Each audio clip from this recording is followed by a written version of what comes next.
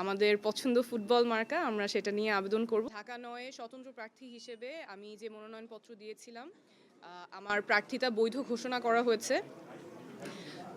গত এক সপ্তাহে আসলে খুব একটা অন্যরকম অভিজ্ঞতার মধ্যে দিয়ে গিয়েছি। দেশে বিদেশে সবাই অনেক শুভকামনা জানিয়েছেন, অনেক দোয়া করেছেন। যখন রাস্তায় মানুষের সাথে কথা বলছিলাম, অনেকেই হতাশা প্রকাশ করেছেন, কষ্ট পেয়েছেন, বলছেন দোয়া করছেন। তাদের সকলকে ধন্যবাদ। সকলের জনসমর্থনেই ইনশাআল্লাহ আগামী নির্বাচনে আমি প্রার্থী হিসেবে লড়াই করতে পারবো। সেজন্য সবাইকে ধন্যবাদ। এখানে আমার আইনজীবী টিম আছে, তাদেরকে ধন্যবাদ, এবং দেশে বিদেশে যে যেখান থেকে শুভকামনা জানিয়েছেন, দোয়া জানিয়েছেন, সকলকে অনেক ধন্যবাদ।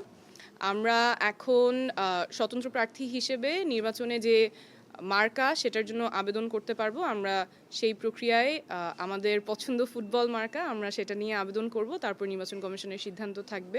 নির্বাচন কমিশনকেও ধন্যবাদ, ওনারা আমাদের যুক্তিগুলো শুনেছেন। সর্বোপরি আমরা বলছিলাম যে আমাদের দৃঢ় বিশ্বাস আপনাদের জনসমর্থন নিয়েই আগামী নির্বাচনে লড়াই করতে পারবো। ইনশাল্লাহ সবার সাথে দেখা হবে।